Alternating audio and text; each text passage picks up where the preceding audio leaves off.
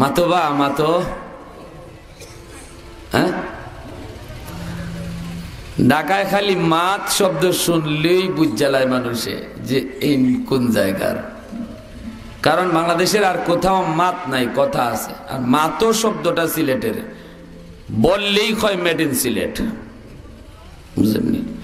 এরপরও সিলেটি ভাষার মধ্যে একটা আলাদা মজা আছে, একটা মায়া আছে, যেটা আর কোনো অঞ্চলে গেলে আমরা পাই না। বাংলা ভাষা এমন এক ভাষা, এই ভাষার যৌবন কাল যশোর কুষ্টিয়া। যশোর কুষ্টিয়া গেলে বোঝা যায় বাংলা ভাষা কারে কয়। এত সুন্দরভাবে ওরা কথা বলে, একদম সাফারক করে, বইয়ের ভাষা। কাউরে গালি দিতেও আপনি কয়া গালি দেয়। গালি দেওয়ার ভাষাটা কি? আপনি আপনি আপনি। আর আমরা গালি দিতে হইলে আপনি তো না, ওই তুমিও না, ডাইরেক্ট অ্যাকশন তুই, ঠিক না? এজন্য একজন জ্ঞানী বলে বাংলা ভাষার যৌবনকাল যশোর কুষ্টিয়া। আর এই ভাষা যখন নোয়াখালী যায় গিয়া ওই অসুস্থ হইয়া যায়। আপনারা সুনামগঞ্জে নোয়াখালী না, নোয়াখালী জেলা, এখানে গেলেই ভাষা কি হয়? অসুস্থ হয়। আর সিলেট আইসাই এটা মরার মতো। আর চিটাগাং গেলে এই বাংলা ভাষা আর জীবিত থাকে না, মরে যায়, দাফন করা লাগে। কিছুদিন আগে কক্সবাজার এক প্রোগ্রামে গেলাম, হাটাজারি মাদ্রাসার একজন সুনাম জন্য মুহাদ্দিস আমার আগে বয়ান করলেন।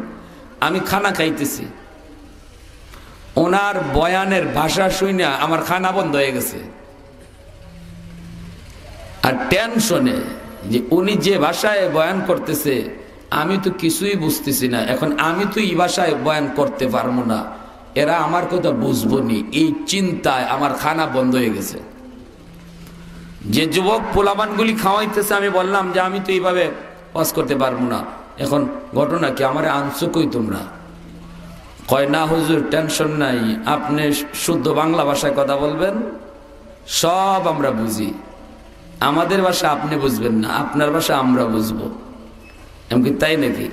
তো আমার অরিজিনাল বাড়ি তো আবার সিলেট, হয়তো সিলেটি ভাষাও কিছু ঢুকাইেন, আমি কিন্তু বুঝবা না। না বুঝলেও সিলেটি ভাষা মজা লাগে, সিলেটি ভাষা বলে মজা লাগে। এমনকি কেমন মজা? কয় মহেশকালীর ফানের মতো।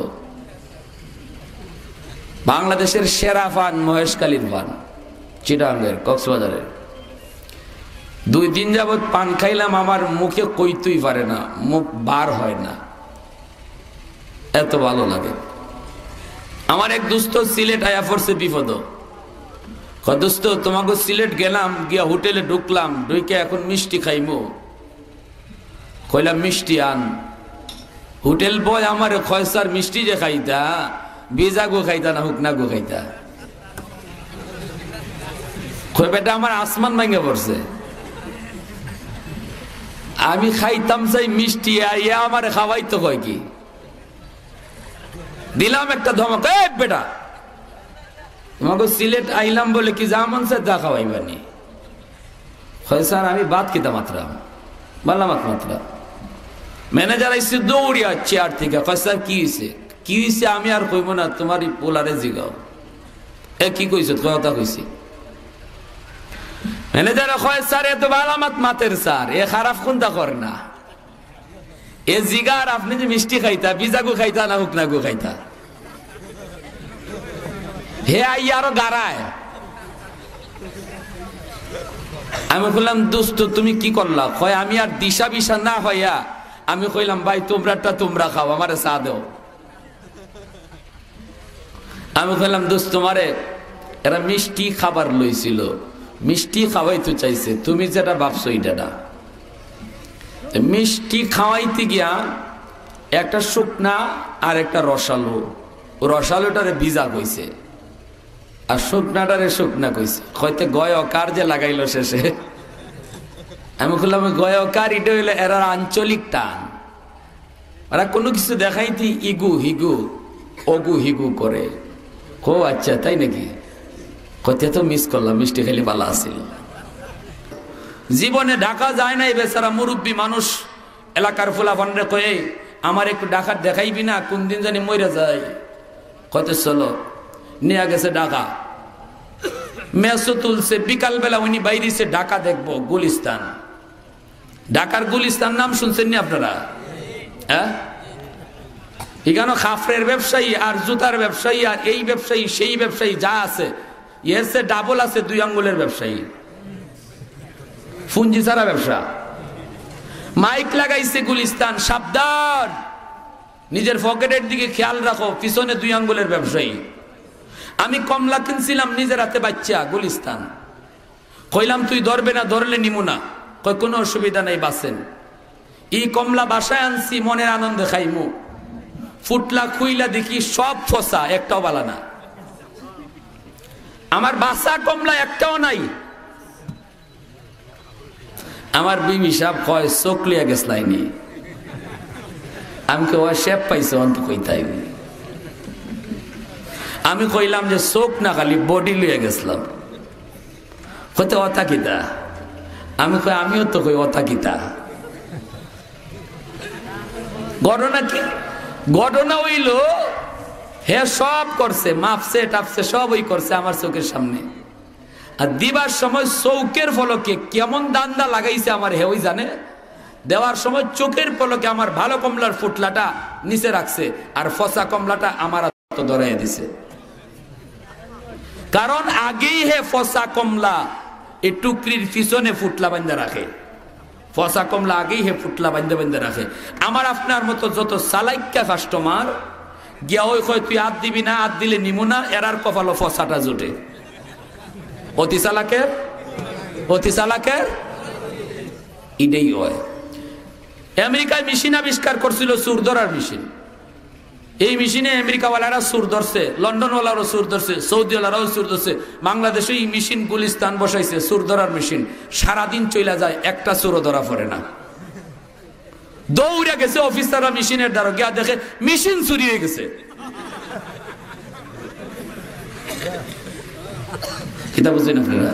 এমন একটা জায়গায় যদি গ্রামের সহজ সরল মানুষ যায়, রং বেরং দেখতো, উপায়টা কি হইব? যা হওয়ার তাই হইছে।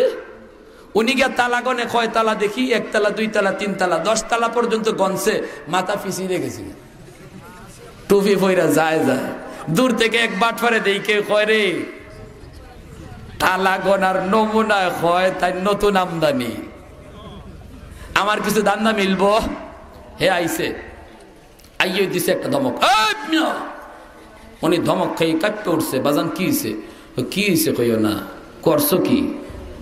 কয় বাজান আমি তো তালা গনতেছি। কয় তালা? কয় যেটা ভাবছি ডেউই। কয় কিতা বাজান? কয় ঢাকা শহর তালা গনলেই যে পয়সা লাগে এটা জানো নি? উনি কয় না বাজান, এটা তো কেউ কইছে না। কয় তো ইডা না জানি না, তোমার ঢাকার টিকিট দিছে কে? হে খালি ফাফরের উপরে ফাফর, মুরব্বী মানুষ খালি দুর্বল। কয়তে বাজান কেমনে কিতা? বলে কেমনে কিতা মানে প্রতি তালায় 5 টাকা। কয় তালা গনছ এটা কো? উনি মনে মনে কয় গনছি তো 10 তালা, একটু কমাইয়া কই, হে তো আর শুনছে না।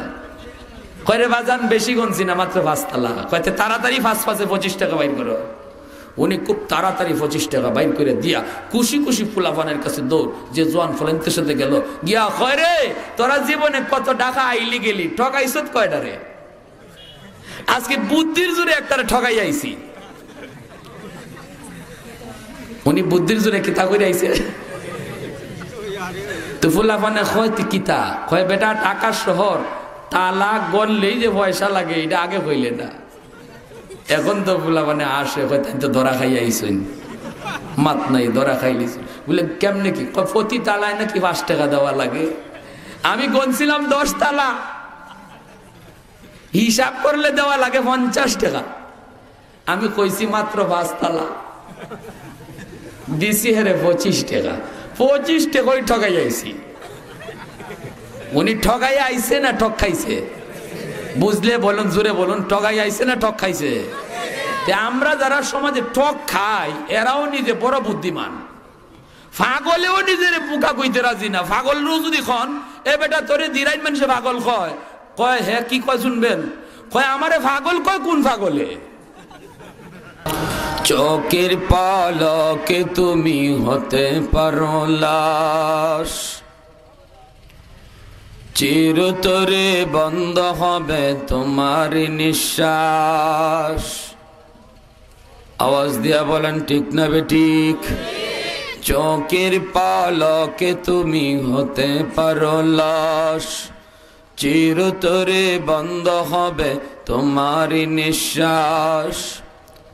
হবে এলান তোমারি নাম, হবে এলান তোমারি নাম মসজিদের মাইকে।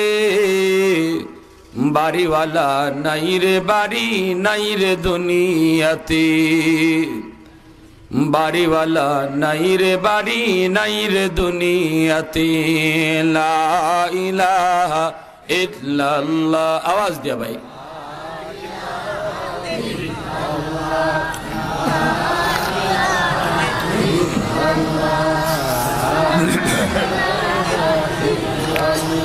তোমার ভয়ে থাকতো মানুষ, ছিল বাহাদুরি।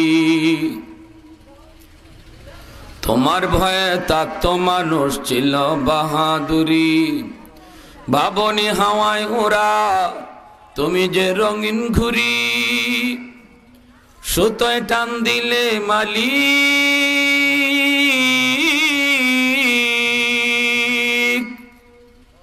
সুতোয় টান দিলে মালিক পারবে না তাকিতে।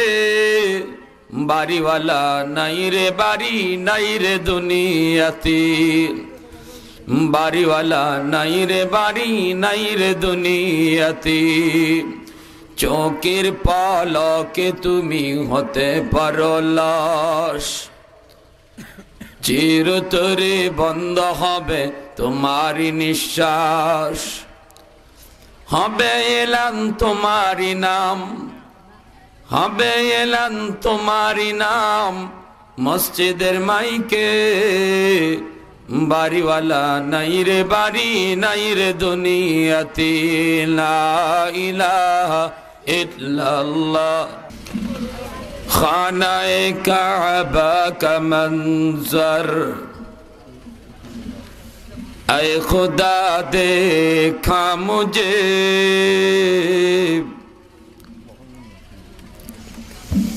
خانہ کعبہ کا منظر، اے خدا دیکھا مجھے، مکہ اور شہر مدینہ دیکھنے کو دے مجھے، مکہ اور شہر مدینہ دیکھنے کو دے مجھے۔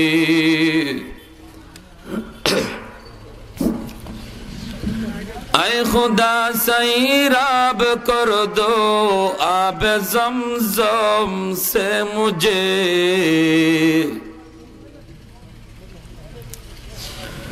اے خدا سیراب کر دو آب زمزم سے مجھے، استلام حجر اسود سے مشرف کر مجھے، استلام حجر اسود سے مشرف کر مجھے، گنبد خضرا دکھا دو روضہ اطہر مجھے،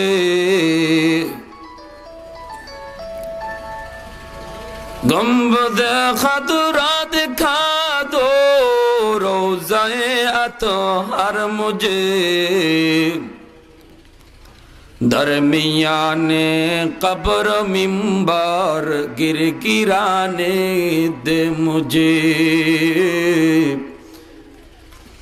درمیان قبر منبر گر گرانے دے مجھے۔ زبان کھلے بولی آمین، آواز کرے مولاর শনে জিকির করি লা ইলাহা ইল্লাল্লাহ।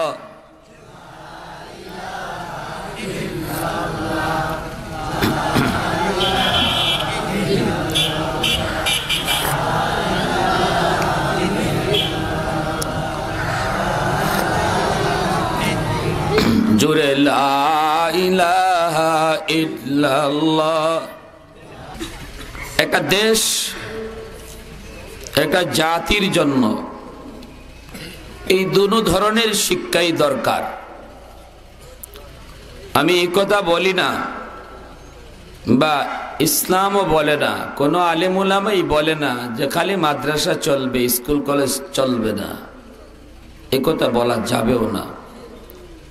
কারণ মাদ্রাসা থেকে মুফতি মুহাদ্দিস হাফেজে কোরআন বের হয়, ডাক্তার ইঞ্জিনিয়ার বের হয় না। আবার স্কুল কলেজ ভার্সিটি থেকে ডাক্তার ইঞ্জিনিয়ার বের হয়, মুফতি মুহাদ্দিস বের হয় না। একটা দেশ বা জাতির জন্য যেমন মুফতি সাহেবের দরকার, তেমন ডাক্তারেরও দরকার আছে না নাই? আছে। তবে এই দুই শিক্ষা প্রতিষ্ঠানের মধ্যে কোন শিক্ষাটার বেশি দরকার এটা একটু বুঝবো। মাদ্রাসা শিক্ষা, দ্বীনি শিক্ষা, কোরআনের শিক্ষা একজন মানুষের জীবনকে নিয়ন্ত্রণ করে, আর স্কুল কলেজ ভার্সিটির শিক্ষা একজন মানুষের জীবনের গতি বাড়ায়। দ্বীনি শিক্ষা, মাদ্রাসা শিক্ষা একজন মানুষের জীবনের নিয়ন্ত্রণ করে। নিয়ন্ত্রণ, ড্রাইভ,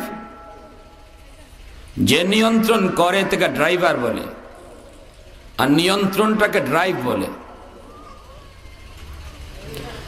আর স্কুল কলেজের শিক্ষা একজন মানুষের জীবনের গতি বাড়ায়, গতি।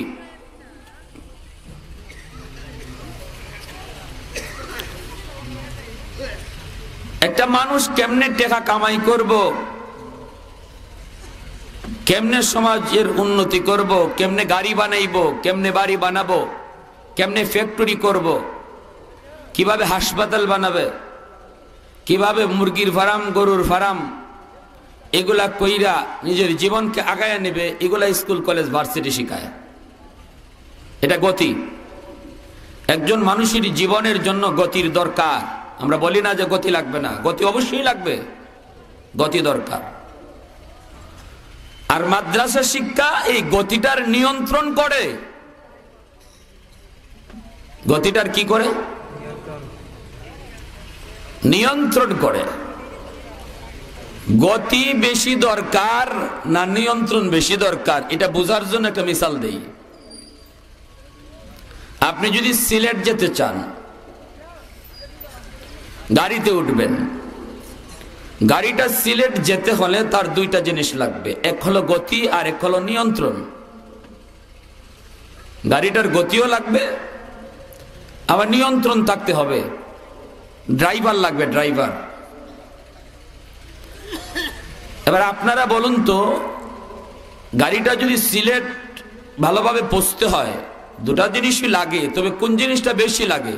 গতির বেশি দরকার না ড্রাইভারের বেশি দরকার? নিয়ন্ত্রণ বেশি দরকার। গতি যদি একটু কমও থাকে, পৌঁছার কথা ছিল 2 ঘন্টায়, না হয় পৌঁছবে 4 ঘন্টায়। গাড়িটা যাওয়ার কথা 80 মাইল বেগে, গেল মাত্র 40 মাইল বেগে। যাওয়ার কথা 2 ঘন্টায়, গেল 4 ঘন্টায়। যাবে ঠিক কিনা? কিন্তু ড্রাইভার যদি না থাকে, নিয়ন্ত্রণ যদি না থাকে এই গাড়ির, এটা সিলেটকে পৌঁছবনি। আওয়াজ দেন না কেন? বুঝেন আপনারা আমার কথা? বুঝতে কোনো অসুবিধা হয়? যে গাড়িটা যদি সিলেট যেতে চায়, অবশ্যই তার গতির চেয়ে নিয়ন্ত্রণ বেশি দরকার। নইলে ড্রাইভার যদি না থাকে, গাড়ির যত গতি বাড়বে তত তাড়াতাড়ি অ্যাক্সিডেন্ট করবে, ঠিক না? হয়তো মানুষের উপরি দিয়া, নাইলে দোকানের উপরি দিয়া, নাইলে কে গাঙ্গ। ঠিক তেমনি ভাবে যে সমাজের মানুষের, যে জাতির কাছে স্কুলের শিক্ষা আছে, কলেজ ভার্সিটি জাগতিক শিক্ষা আছে, কিন্তু মাদ্রাসা শিক্ষা যদি না থাকে, তাহলে এই জাতির গতি বাড়বে ঠিক, কিন্তু ড্রাইভার ছাড়া। কি ছাড়া? ড্রাইভার ছাড়া গতি যত বাড়বে অত যেমন বিপদ। যে সমাজে মাদ্রাসা থাকবে না, কোরআনের শিক্ষা থাকবে না, এই সমাজটার জন্য তত বেশি বিপদ, তত তাড়াতাড়ি জাতি অ্যাক্সিডেন্ট করবে, পুরা জাতি অ্যাক্সিডেন্ট করবে।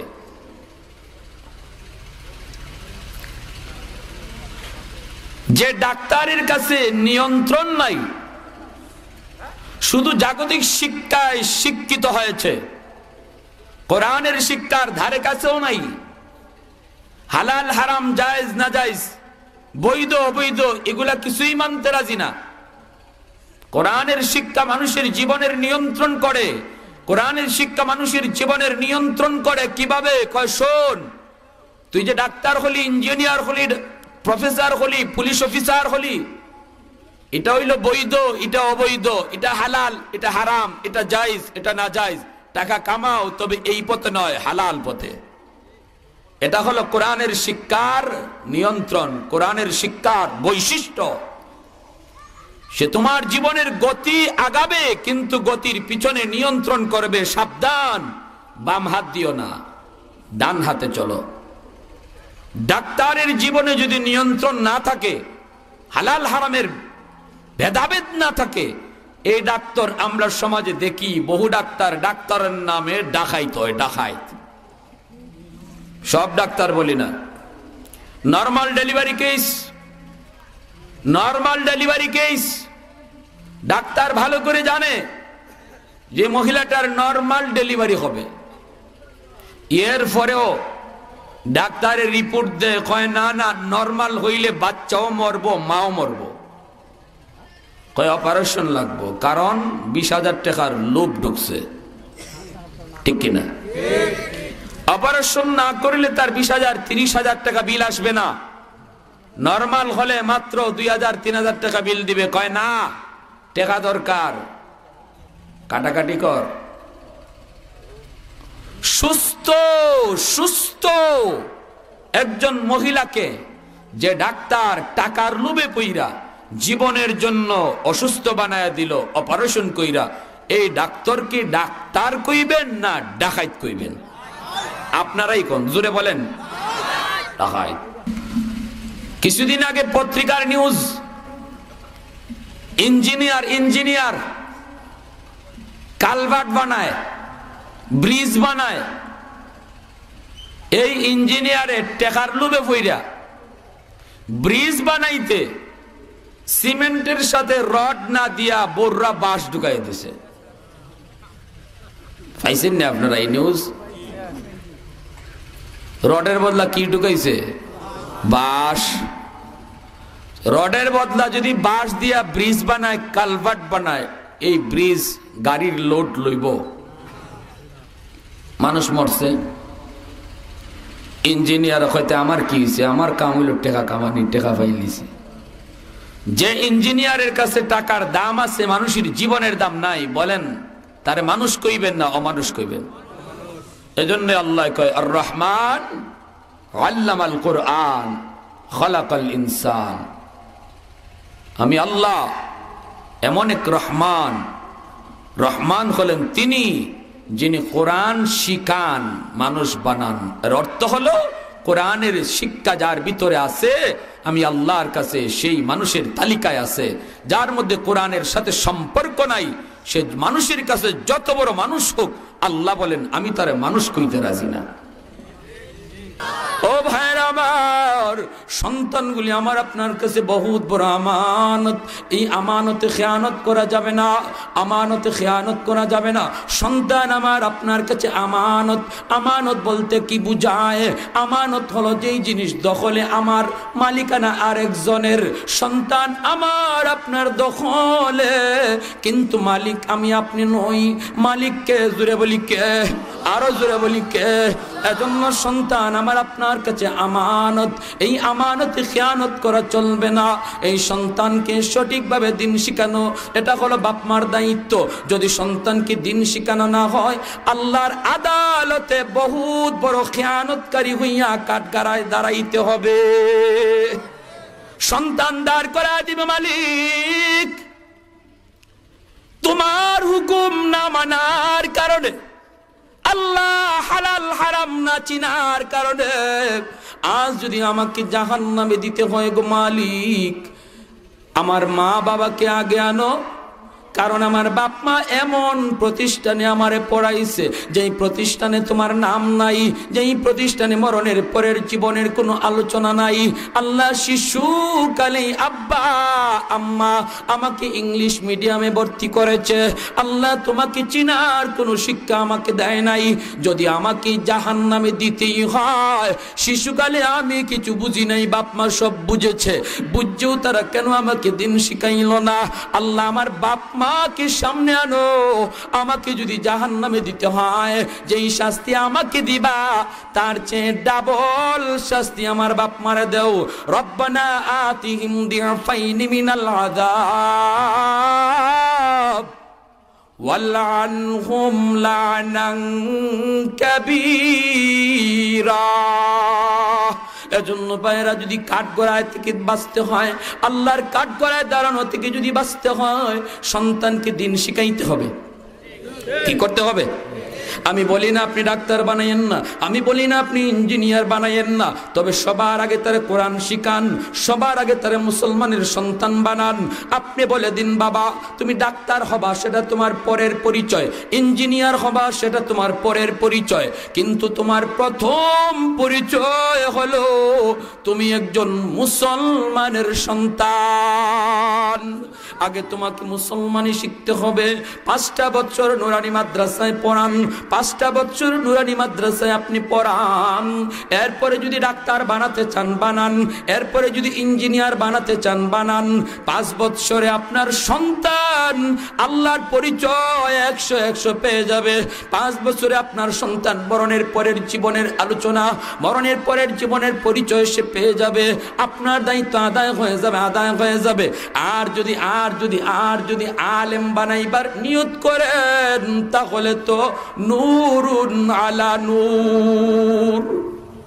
নবীজি বলেন কুল্লু মাউলুদিন ইউলাদু আলাল ফিতরাহ ফাআবাওয়াহু ইউহাফিদানিহি আও ইউনাসসিরানিহি আও ইউমাজ্জিসানিহি।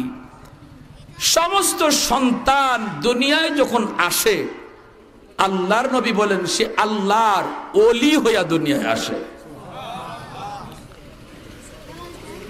এরপরে তার মা, তার বাবা, তার আত্মীয় স্বজন তার ইহুদি বানায়, নাসারা বানায়, মুশরিক বানায়, নাস্তিক বানায়, এই বানায় সেই বানায়।